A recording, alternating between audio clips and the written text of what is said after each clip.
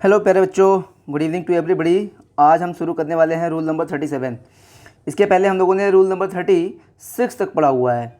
Rule number 36 तक हम लोगों ने पढ़ा हुआ है पीछे। अब हम पढ़ने वाले हैं रूल नंबर 37, जो कि बहुत ही इंपॉर्टेंट है, हर एग्ज़ाम में आता है। और इस रूल का मैंने नाम रखा है कि ये नहीं जाना तो क्या जाना। यानी अगर आपने प्रेजेंट इंडेफिनिट टेंस के बारे में अच्छे से नहीं पढ़ाई की है, अगर आपको प्रेजेंट इंडेफिनिट टेंस के बारे में अच्छे से नहीं पता है, आप इससे आने वाले क्वेश्चंस को सॉल्व नहीं कर पाते हो, तो समझ लो कि आप कंपटीशन की अच्छे से तैयारी कर ही नहीं रहे हो। क्योंकि प्रेजेंट इंडेफिनिट टेंस के बारे में हर एग्ज़ाम में प्रश्न आता है। और जब आप अंग्रेज़ी बोलते हो, जब आप इंग्लिश सीखते हो, तब आपको प्रेजेंट इंडेफिनिट टेंस की सबसे पहले ज़रूरत पड़ती है।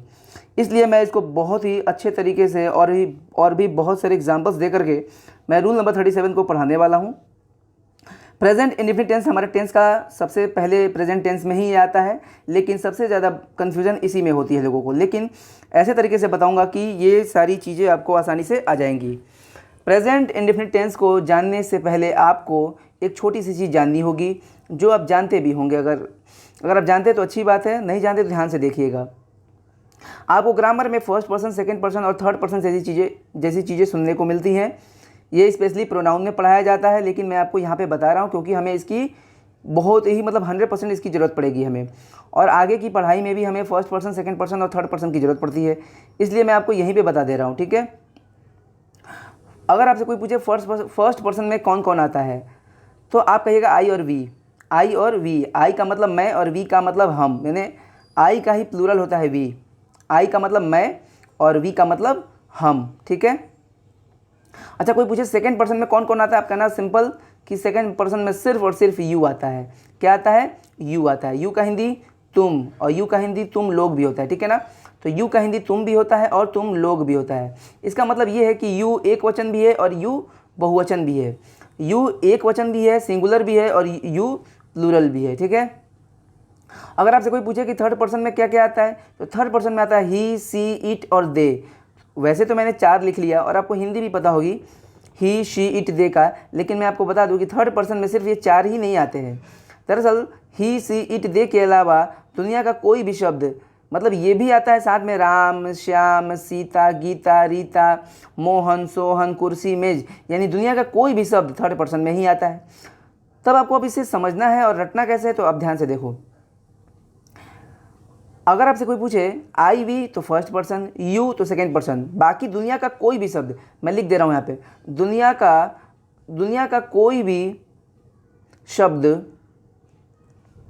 थर्ड पर्सन में आएगा। तो आप लिख सकते हो अपने नोटबुक में कि आई वी फर्स्ट पर्सन होता है, यू सेकेंड पर्सन होता है, अब बाकी जो बच जाए, आई वी और यू को छोड़कर जितने भी बच जाए, ही, सी, इट, दे, मोहन, सोहन, सीता, गीता, कुर्सी, मेज, दुनिया का कोई भी नाउन या प्रोनाउन, यानी कोई भी शब्द किस में आएगा? थर्ड पर्सन में आएगा। तो क्लियर है। तो आपको बेसिक चीज़ मैंने बता दी। अब आपको थोड़ा सा समझना है सिंगुलर और प्लूरल। अगर आपसे कोई पूछे कि आई सिंगुलर है कि प्लूरल है, आप कहोगे सिंगुलर है। क्यों सिंगुलर है? क्योंकि आई का मतलब मैं, और वो एक ही आदमी तो होगा। कोई भी चीज़ एक है तो सिंगुलर, एक से ज़्यादा है तो प्लूरल। तो आपसे अगर कोई पूछे कि आई सिंगुलर है कि प्लूरल, आप कहोगे सिंगुलर। अच्छा, अगर आपसे कोई पूछे आई कौन सा पर्सन है, तो आई कौन सा पर्सन है भाई? फर्स्ट पर्सन है, ठीक है, फर्स्ट पर्सन है। चलो, वी सिंगुलर है कि प्लूरल? वी तो प्लूरल है भाई, क्योंकि वी का मतलब होता है हम, और हम का मतलब एक आदमी नहीं होता है, एक से ज़्यादा आदमी होता है। तो वी हो गया हमारा प्लूरल। और वी कौन से पर्सन में आता है? तो वी आता है हमारा फर्स्ट पर्सन में, ठीक है ना, फर्स्ट पर्सन में ही आता है। अच्छा, ही कौन सा पर्सन है? ही तो बड़ा सिंपल है भाई, आई वी और यू को छोड़ के दुनिया का कोई भी शब्द किस में आता है? थर्ड पर्सन में आता है। चलो भाई, थर्ड पर्सन है। अच्छा, ही सिंगुलर है कि प्लूरल? सिंगुलर है कि प्लूरल? तो ही है हमारा सिंगुलर। क्यों? क्योंकि ही का मतलब होता है वह, और वह का मतलब कोई एक लड़का। क्लियर है। अच्छा चलो, अगर मैं आपसे पूछूं कि बुक सिंगुलर है कि प्लूरल, आप कहोगे सिंगुलर है। क्यों सिंगुलर है? क्योंकि भाई एक है, बुक का मतलब एक ही किताब। अच्छा, बुक कौन सा पर्सन है? तो देखो, आई वी और यू को छोड़ के दुनिया का कोई भी शब्द किस में आता है? थर्ड पर्सन में आता है। तो चलो, ये थर्ड पर्सन भी हो गया, ठीक है। यही थोड़ा सा सीखना है हमें। चलो, शी कौन सा पर्सन है? तो सी है हमारा थर्ड पर्सन। क्यों? क्योंकि हमने एक रूल पढ़ा, कि आई वी और यू को छोड़ के, आई वी और यू को छोड़ के दुनिया का सब किस में आता है, थर्ड पर्सन में आता है। मैंने लिखा भले ही है ही सी इट दे, लेकिन दुनिया का कोई भी शब्द थर्ड पर्सन में ही आता है। तो दोस्तों इससे जो क्वेश्चंस आते हैं वो बहुत इंपॉर्टेंट होते हैं, इसलिए आपको ये छोटी मोटी चीज़ें आपको जाननी होंगी। मैं फिर से बोलता हूँ, I we first person, you second person, और बाकी दुनिया का जो बच जाए वो सब थर्ड पर्सन, ठीक है। अच्छा आप बताओ, बॉस, बॉस जो दिख रहा है ये सिंगुलर दिख रहा है कि प्लूरल दिख रहा है? बॉस का मतलब होता है मालिक, और वो एक ही तो है बॉस। बॉस का बॉसेस होता है बहुत सारा मालिक, तो बॉस एक ही है, तो ये सिंगुलर में आएगा। अच्छा ये कौन से पर्सन में आएगा, फर्स्ट पर्सन की, सेकंड पर्सन की, थर्ड पर्सन? तो फर्स्ट पर्सन में आता है आई और वी, सेकंड पर्सन में आता है यू, और बाकी जो बच जाए वो सब थर्ड पर्सन में आते हैं। तो ये किस में आएगा, ये थर्ड पर्सन में आएगा। क्लियर है? चलो फिर से बताओ, CARS, कार्स, कार्स माने बहुत सारी गाड़ियाँ। कार्स सिंगुलर है कि प्लूरल है? चलो भाई ये तो प्लूरल है, क्योंकि एक से ज़्यादा है ना, एस लगा है तो प्लूरल है। और ये कौन से पर्सन में आएगा, तो आई वी फर्स्ट पर्सन और यू सेकंड पर्सन, बाकी जो बच जाए वो सब थर्ड पर्सन। तो कार किस में आएगा, थर्ड पर्सन में आएगा। क्लियर है? चलो ये बेसिक चीज़ें आपको पता चल गई। सिंगुलर प्लूरल तो आप जानते ही हो, और पर्सन भी आप जान गए, I we first person, you second person, और जो बच जाए वो थर्ड पर्सन। अच्छा प्रेजेंट इंडेफिनिट टेंस की पहचान क्या होती है, ये सभी आप जानते हो। आपने बचपन से ही पढ़ा होगा कि जिस वाक्य के अंत में, हिंदी पहचान बता रहा हूँ, ता है, ते हैं, ती हैं आदि आ जाए, वही प्रेजेंट इंडेफिनिट टेंस होती है। एग्जाम में हमें हिंदी में कुछ नहीं पूछेगा, हमें तो वो सब इंग्लिश में पूछेगा। तो अभी आपको मैं दिखाऊंगा इंग्लिश वाला भी, लेकिन चूंकि आपको देशी भाषा में समझाना है, इसलिए मैं आपको एकदम सिंपल तरीके से समझा रहा हूँ। जैसे एग्जाम्पल ले लो, तुम घर जाते हो, आप ध्यान से देखो यहाँ पर, ताते ती, ताते हो, है ना, ता है, ते हैं, ती हैं आदि आता है ना, तो आप समझ जाना कि प्रेजेंट इंडेफिनिट टेंस है। सीता पढ़ती है, यह कारखाना बहुत सारे लोगों को भर्ती करता है, यह कारखाना बहुत सारे लोगों को भर्ती करता है, देखो अंत में आया है ता है, तो ये प्रेजेंट इंडेफिनिट टेंस है। राजू अपने दोस्तों को पढ़ाता है। दोस्तों दरअसल प्रेजेंट इंडेफिनिट टेंस जो होता है ना, ये आदत बताता है, मतलब ये काम कल भी होता था, आज भी होगा, आज भी हो रहा है और कल भी होगा। जैसे तुम घर जाते हो, तो कभी कल भी जाते थे, तुम आज भी जा रहे हो और कल भी जाओगे, तुम घर जाते हो। दरअसल प्रेजेंट इंडेफिनिट टेंस का प्रयोग हम लोग आदत बताने के लिए ही करते हैं। जैसे सूरज पूरब से उगता है, तो भाई रोज़ उगता है। तो मान लो ये तो पहचान होगी, लेकिन एग्जाम में कैसे आएगा ये हम जानेंगे अब। फिलहाल इसका स्ट्रक्चर देख लो कि इसका जब आप सेंटेंस बनाओगे तो स्ट्रक्चर क्या होगा। बहुत ही सिंपल है, सब्जेक्ट तो भाई होना ही है, क्योंकि किसी भी सेंटेंस की शुरुआत करोगे तो सब्जेक्ट आएगा। सब्जेक्ट का मतलब होता क्या है, कर्ता, यानी काम को करने वाला ही तो कर्ता होता है। काम कोई ना कोई तो करेगा ही, यानी सब्जेक्ट, सब्जेक्ट को ही कहते हैं कर्ता, काम करने वाला। ये तो पहले आएगा ही। चलो पहले आ गया। अब इसके बाद देखो कुछ करना नहीं है, कोई भी बवाल नहीं है इसमें, सिंपल वर्ब का पहला रूप रख दो। जैसे go, play, dance, eat, jump, do, ये सब क्या है, ये सब हमारा वर्ब का पहला रूप है। आपको चुपचाप वर्ब का पहला रूप रखना है, और उसके बाद ऑब्जेक्ट रख दो। वर्ब के बाद ऑब्जेक्ट आता है, रख दिया। लेकिन इसमें देखो सीखना क्या है, हमें मेन जो हमें चीज़ सीखना है वो ये है कि इसमें कभी कभी ऐसे यस लगाना पड़ता है। सिंपली तो हम जानते हैं कि वर्ब का पहला रूप लग जाएगा तो हम जानेंगे कि प्रेजेंट इंडेफिनिट टेंस है, लेकिन कभी कभी वर्ब में ऐसे यस लगाना पड़ता है, और यही हमें सीखना है कि कब ये ऐसे यस लगाना पड़ता है। अगर आपको पता है तो अच्छी बात है, नहीं पता है तो आपको जरूर देखना चाहिए, और इससे जितने भी जुड़े क्वेश्चन हैं वो आपको देखना चाहिए। सब्जेक्ट प्लस वर्ब का पहला रूप प्लस ऑब्जेक्ट, ये चैप्टर पढ़ने के बाद आपको आगे बहुत सारी चीज़ों में एकदम आसानी महसूस होगा, इसलिए मैं आपको ये टॉपिक बता रहा हूँ और बहुत सारे एग्जाम्पल्स दूंगा। मैं पढ़ाता कम हूँ लेकिन एग्जाम्पल्स ज़्यादा देता हूँ, तो ध्यान से देखना है। सब्जेक्ट प्लस वर्ब का पहला रूप प्लस ऑब्जेक्ट, लेकिन कभी कभी वर्ब में ऐसे यस लगाना पड़ता है। देखो सेम है दोनों वाक्य, लेकिन कभी कभी ऐसे यस लगाना पड़ता है। तो कब ऐसे यस लगाएंगे, जैसे आपने देखा होगा ना, गो को कभी कभी लोग गोज भी बोलते हैं, है ना, तो कब ऐसे यस लगाएं। जैसे प्ले है, तो कभी कभी आपने प्लेज सुना होगा, तो ये ऐसे यस लग गया, क्यों लग गया। तो दोस्तों एक रूल है, देखो क्या है, आपको यही नोट में लिखना है, ठीक है ना। आप नोट बना के लिखो कि देखो इसमें तो कोई दिक्कत नहीं है, सब्जेक्ट के बाद तुरंत वर्ब का पहला रूप आएगा, फिर ऑब्जेक्ट आ जाएगा। जैसे आई प्ले क्रिकेट, ठीक है ना। देखो आई सब्जेक्ट हो गया, प्ले हो गया हमारा वर्ब, और क्रिकेट हो गया हमारा ऑब्जेक्ट। मैं खेलता हूँ क्रिकेट, और ये जो प्ले है वर्ब का पहला रूप है, सिंपल। लेकिन हम प्ले में एस कब लगाएं, यानी वर्ब में एस या एस कब लगाएं। तो आप नोट में लिखो कि अगर सब्जेक्ट दो नियमों का पालन करे, पहला सिंगुलर हो, साथ ही साथ थर्ड पर्सन का हो। किस पर्सन का हो, थर्ड पर्सन का हो। आपको यही दो बस रूल दिमाग में रखना है। वर्ब में एस या ई एस आप तभी लगा सकते हो जब हमारा सब्जेक्ट दो नियमों का पालन करे, सब्जेक्ट सिंगुलर हो और थर्ड पर्सन का हो। अगर इनमें से एक भी नियम का पालन नहीं हुआ, एक भी, तो एस या ई एस आप नहीं लगाओगे। मैं भी आपको एग्जाम्पल से भी समझाऊंगा। मैं फिर से बोलता हूँ, ठीक है। वर्ब का पहला रूप तो लगता है नॉर्मल, चलो ठीक है, लेकिन एस या ई एस कब लगाएं हम? कोई भी एस या ई एस कुछ भी लगा के कर सकते हैं, कब लगाएं हम? तो सब्जेक्ट को दो नियमों का पालन करना पड़ेगा। पहला नियम कि ये सब्जेक्ट सिंगुलर होना चाहिए, यानी कोई एक आदमी होना चाहिए, कोई एक व्यक्ति या वस्तु होना चाहिए, प्लस ये थर्ड पर्सन का भी होना चाहिए। तो थर्ड पर्सन में आई, वी और यू को छोड़ के बाकी सब थर्ड पर्सन होते हैं, ठीक है। उसी में से एक सिंगुलर भी चेक करना होगा बस। तो थर्ड पर्सन होना चाहिए और सिंगुलर होना चाहिए। बाकी अगर ये दोनों चीज़ है तो आप वर्ब में एस या एस लगाओगे, नहीं तो आप नहीं लगाना, आप सिर्फ वर्ब का पहला रूप लगा देना।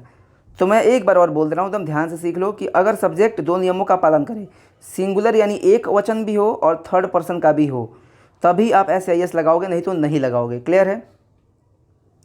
जैसे एग्जाम्पल देखो आप, रमेश, रमेश किस पर्सन में आएगा पहले आप ये चेक करो। रमेश थर्ड में आएगा, और रमेश सिंगुलर भी तो है, एक वचन है, एक ही लड़का है रमेश, तो हम वर्ब में एस लगाएंगे, ठीक है ना। Ramesh pledge cricket, Ramesh third person का है और रमेश सिंगुलर भी है, इसलिए हम एस या एस लगाएंगे। रमेश खेलता है क्रिकेट, ठीक है। सीता गो या गोज होगा, बताओ। तो देखो प्यारे बच्चों, सीता जो है हमारी वो है थर्ड पर्सन, क्योंकि आई, वी और यू को छोड़ के सब थर्ड पर्सन में आता है, सीता थर्ड में आ गई। और सीता एक ही तो है, तो एक है तो ये हमारा सिंगुलर भी हो गया, यानी दोनों नियमों का पालन हुआ। तो नियम का पालन हुआ तो क्या होगा? गोज होगा। आप सोच रहे होगे कि कब एस और कब ई एस, तो दरअसल दोस्तों अगर अंत में किसी वर्ब के अंत में वॉवेल हो ना, जैसे ओ हो, आई हो, तब एस या ई एस, तब ई एस लगाते हैं, ठीक है ना। बाकी नॉर्मल हो तो बस हम एस लगा के ही काम चला लेते हैं। बाकी आपको इसमें परेशान नहीं होना है कब एस और कब ई एस, ये ऑटोमेटिक आपको क्लियर हो जाएगा, ठीक है। पढ़ते पढ़ते सब क्लियर हो जाता है। मुकेश वांट होगा कि वांट्स होगा, यही आपको बताना है। तो आप ही बताओ मुकेश यहाँ पर क्या है? मुकेश सिंगुलर है कि नहीं? भाई मुकेश एक ही आदमी तो है, सिंगुलर है भाई। और मुकेश थर्ड पर्सन है कि नहीं? है। तो अगर सिंगुलर भी है और थर्ड पर्सन भी है तो हम वर्ब में एस या एस लगाएंगे ना। तो चलो वांट और वांट्स है तो वांट्स होगा। Mukesh wants to stay in Mumbai. और भी बहुत सारे एग्जांपल्स मैं नीचे देने वाला हूँ, बहुत बढ़िया बढ़िया, तो ध्यान से समझना है। सब्जेक्ट पकड़ में आना चाहिए, ठीक है ना। सब्जेक्ट कौन है वही हमें पकड़ में आना चाहिए। यहाँ देखो सुरेश एंड सीता दो लोग हैं और वांट और वांट्स पूछ रहा है, तो पहले ये बताओ ये जो हमारा सब्जेक्ट है इतना बड़ा, सुरेश एंड सीता, कितने लोग हैं? दो लोग हैं, यानी ये सिंगुलर है कि प्लूरल है? ये प्लूरल है। चलो भाई, और ये कौन से पर्सन में है? ये थर्ड पर्सन में है, क्योंकि आई, वी और यू को छोड़ के सब थर्ड पर्सन में आता है। तो प्यारे बच्चों आप ध्यान से देखो, यहाँ पे रूल काम नहीं किया। सिंगुलर भी होना चाहिए और थर्ड पर्सन भी होना चाहिए, लेकिन ये थर्ड पर्सन तो है लेकिन ये सिंगुलर नहीं है, ये प्लूरल है, सुरेश एंड सीता दो लोग, इसलिए हम वर्ब में ऐसे यस नहीं लगाएंगे। तो बताओ यहाँ पे क्या होगा? यहाँ पे वांट होगा। क्लियर है? जैसे दे लाइक होगा कि लाइक्स होगा, आपको यही बताना है। तो दे क्या है यहाँ पर? दे सिंगुलर है? नहीं है, दे प्लूरल है भाई, क्योंकि दे का हिंदी होता है वे लोग, वे लोग। तो आप ही बताओ, वे लोग का मतलब एक आदमी तो होता नहीं है, वे लोग का मतलब होता है एक से ज़्यादा आदमी, तो इसका मतलब ये प्लूरल है, थर्ड पर्सन तो है ये, लेकिन ये सिंगुलर नहीं है। और वर्ब में ऐसे इस लगाने के लिए दोनों नियम का पालन होना चाहिए, लेकिन हमारे पास तो सिर्फ एक ही नियम पालन हुआ, थर्ड पर्सन का है, प्लूरल तो ये तो प्लूरल हो गया, सिंगुलर होना चाहिए था, तो हम सिर्फ लाइक करेंगे। क्लियर है? आई हेल्प होगा कि हेल्प्स होगा? ध्यान से देखना है, आई हेल्प होगा कि हेल्प्स होगा। तो देखो प्यारे बच्चों ध्यान से, आई जो है सब्जेक्ट है हमारा और ये दो नियमों का पालन करना चाहिए। आई सिंगुलर है, चलो भाई एक नियम का पालन तो हो गया, आई सिंगुलर है, आई का मतलब मैं, लेकिन ये पर्सन कौन सा है? पर्सन भैया ये फर्स्ट है, देखो ध्यान से, आई और वी फर्स्ट में आता है, यानी नियम का पालन नहीं हुआ। नियम का पालन होता तो सिंगुलर भी होता और थर्ड पर्सन भी होता, लेकिन आई क्या है? आई फर्स्ट पर्सन है, इसलिए हम इसके साथ एस नहीं लगा सकते, तो क्या लगाएंगे? हेल्प लगाएंगे। वर्ब में ऐसे इस लगाने के लिए सिंगुलर भी होना चाहिए और थर्ड पर्सन भी होना चाहिए, और आई थर्ड पर्सन नहीं है, आई हमारा फर्स्ट पर्सन है। अगला है सातवां, यू कुक की कुक्स फूड, बताओ क्या होगा? तो भाई यू कौन सा, वो सिंगुलर है कि प्लूरल है? दरअसल यू सिंगुलर भी है और यू प्लूरल भी है, चलो मानते हैं सिंगुलर ही है, लेकिन यू पर्सन कौन सा है? यू है सेकेंड पर्सन। तो हमारे पास दो नियमों का पालन होना चाहिए, सिंगुलर भी होना चाहिए और थर्ड पर्सन भी होना चाहिए, लेकिन ये तो सेकेंड पर्सन है, इसलिए इसमें ऐसे यस नहीं लगा सकते। तो फिर लगाएंगे क्या, नॉर्मल वर्ब लगाओ, यू कुक फूड, तुम भोजन पकाते हो, ठीक है। अगला है मुकेश एंड सुरेश फाइट होगा कि फाइट्स होगा, तो आप ही बताओ, दो दो सब्जेक्ट है, दो दो लोग हैं, यानी ये प्लूरल है, और पर्सन कौन सा है, तो थर्ड पर्सन है। तो केवल एक नियम का पालन होने से कुछ नहीं होने वाला, दोनों नियम का पालन होना चाहिए। मुकेश एंड सुरेश क्या है, हमारा प्लूरल है और थर्ड पर्सन है, होना चाहिए था सिंगुलर और थर्ड पर्सन। तो अगर ऐसा नहीं है तो हम वर्ब में ऐसे यस नहीं लगाएंगे, तो हम सिर्फ फाइट लगा लेंगे। Mukesh and Suresh fight with each other, Mukesh और सुरेश एक दूसरे से लड़ते हैं, क्लियर है। अगला है आई गो कि गोज टू स्कूल, तो कई बच्चे समझेंगे कि आई सिंगुलर है तो ऐसे यस लगा दो। प्यारे बच्चों, सिंगुलर तो है ये, लेकिन ये पर्सन कौन सा है ये भी तो देखो, ये आई फर्स्ट पर्सन है, और हमें ऐसे यस लगाने के लिए सिंगुलर के साथ साथ थर्ड पर्सन का भी होना जरूरी है, और आई फर्स्ट पर्सन में आता है, इसलिए यहाँ पे गोज नहीं होगा, क्या होगा, गो होगा, क्लियर है। आपको प्यारे बच्चों मैं आपको बता दूँ कि डू और डज का प्रयोग इस टेंस में होता है, कब होता है मैं आपको बता दूँ, रूल वही है, अगर स्पेशली डू और डज का प्रयोग नेगेटिव वाक्य में और इंटरोगेटिव वाक्य में होता है, लेकिन कब डू और कब डज, तो प्यारे बच्चों वही रूल है, अगर आपका सब्जेक्ट थर्ड पर्सन हो और सिंगुलर हो तब आप डज लगाना, नहीं तो डू लगाना। आपको मैं डिटेल में समझाता हूँ, रुको।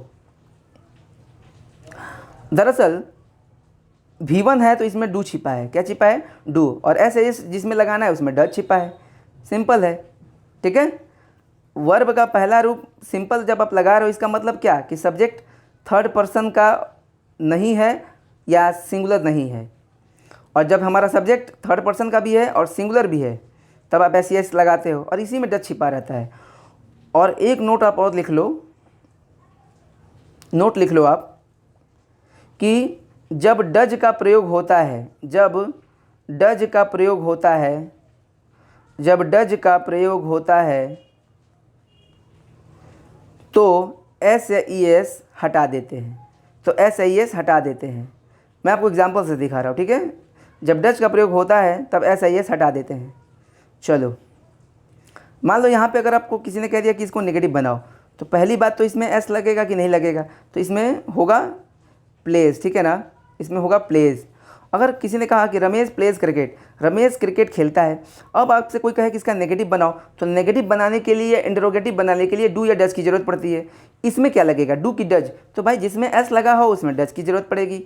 तो आप ये ऐसा ही तो डज है, आप ऐसे लिखो, Ramesh does not play cricket, ठीक है, हो गया। ये डज जब लग गया तो ये प्ले में से एस हट गया, यही एस डज में बदल गया, ठीक है। Ramesh does not play cricket, अगर ये इंट्रोगेटिव बनाना होता तो आप इस डज को यहाँ खींच लेते शुरू में, does Ramesh not play cricket, क्या रमेश क्रिकेट नहीं खेलता है, और अगर आप नॉट हटाते हो तो क्या रमेश क्रिकेट खेलता है, डज रमेश प्ले क्रिकेट। तो मेन हमें यही समझना है कि हमारा सब्जेक्ट थर्ड पर्सन है और सिंगुलर है। अगर हमारा सब्जेक्ट थर्ड पर्सन हो और सिंगुलर भी हो तो हम वर्ब में ऐसे एस लगाएंगे, और नेगेटिव बनेगा तो हम डज भी लगाएंगे, ठीक है, नहीं तो डू हमारे पास है ही। अब जैसे ये एग्जांपल देखो प्यारे बच्चों, इसमें हमारा जो है दे लाइक होगा कि लाइक्स होगा, तो आप जानते हो कि दे जो है हमारा वो थर्ड पर्सन तो है लेकिन सिंगुलर नहीं है, ये प्लूरल है, और हमें सिंगुलर भी होना चाहिए था थर्ड पर्सन होने के साथ साथ। तो अगर ऐसा नहीं है तो इसमें होगा क्या, लाइक, यानी हमारा लाइक्स नहीं होगा, ठीक है।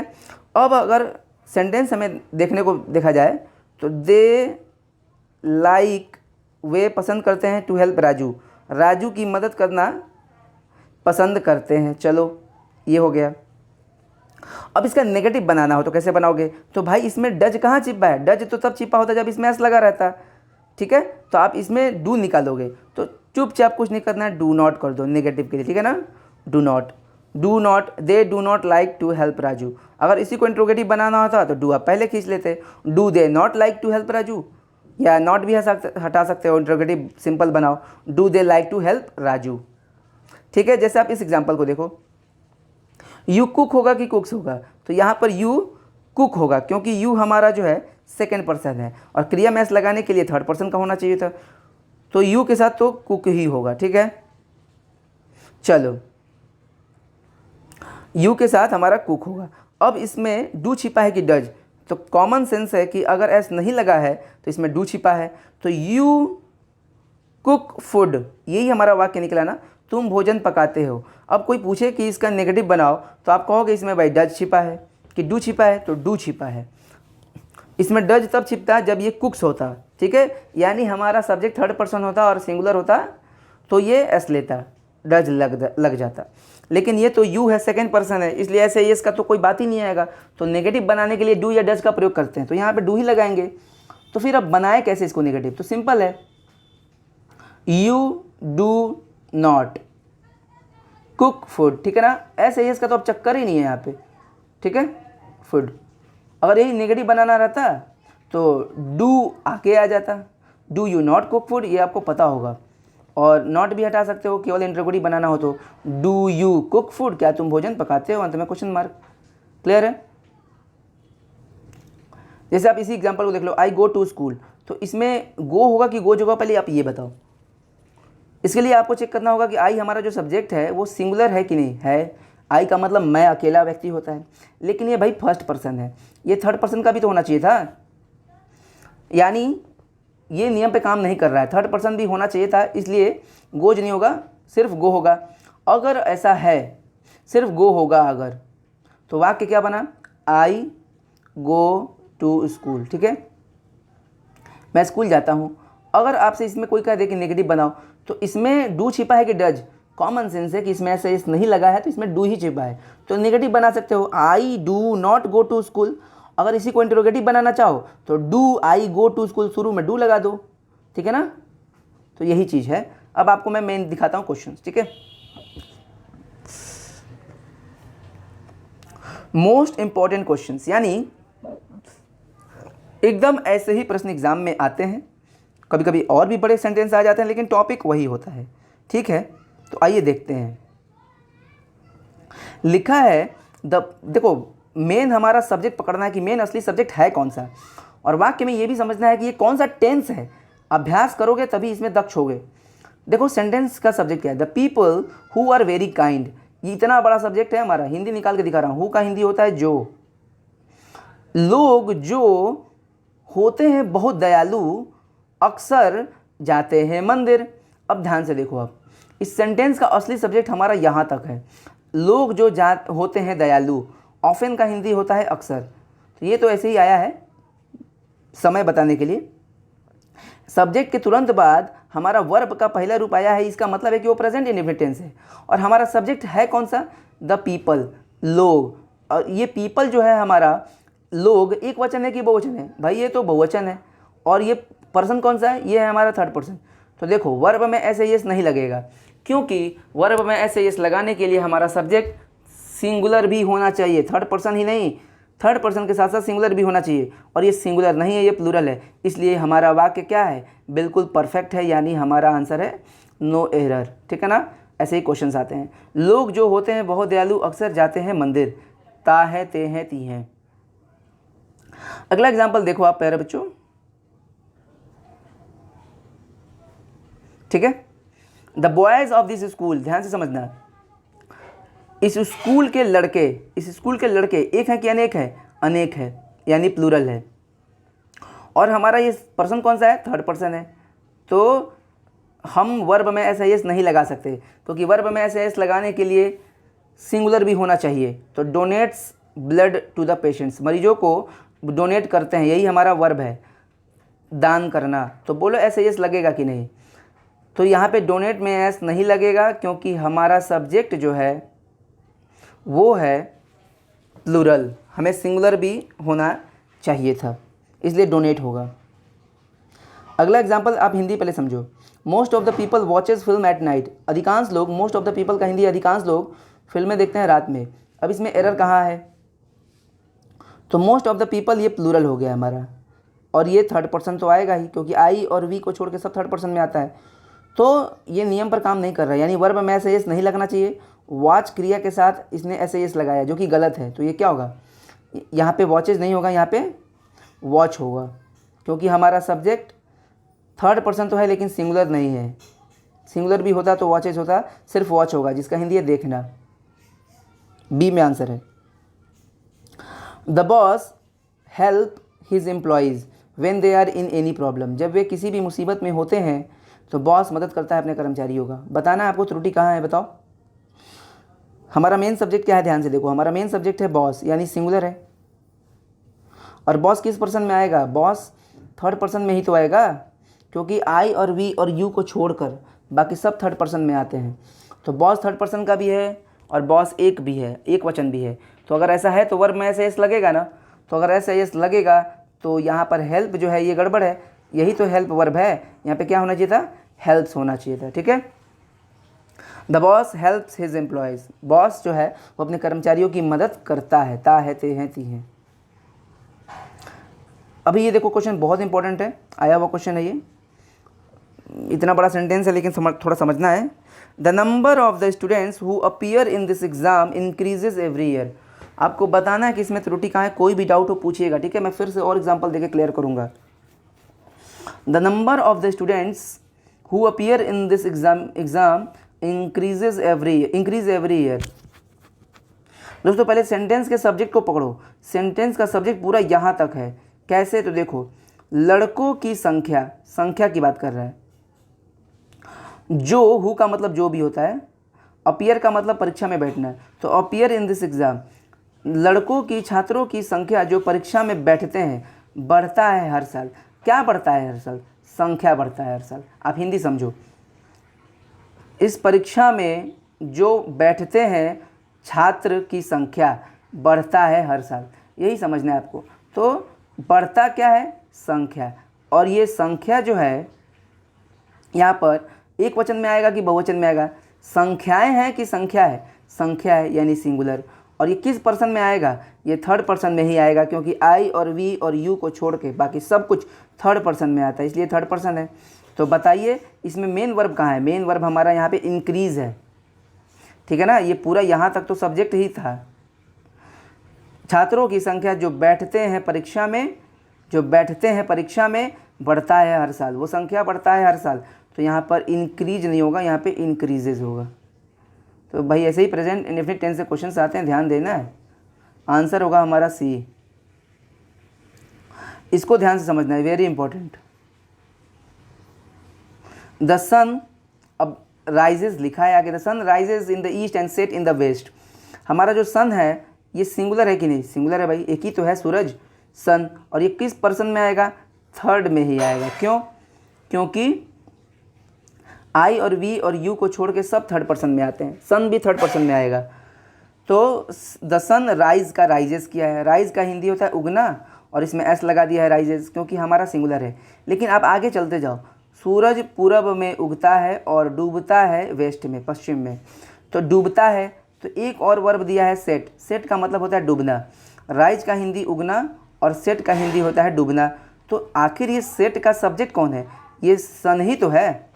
तो राइज का राइजेस तो कर दिया, लेकिन सेट का सेट्स नहीं किया, तो इसमें एस लगाना पड़ेगा ना। तो the sun rises in the east and sets in the waste.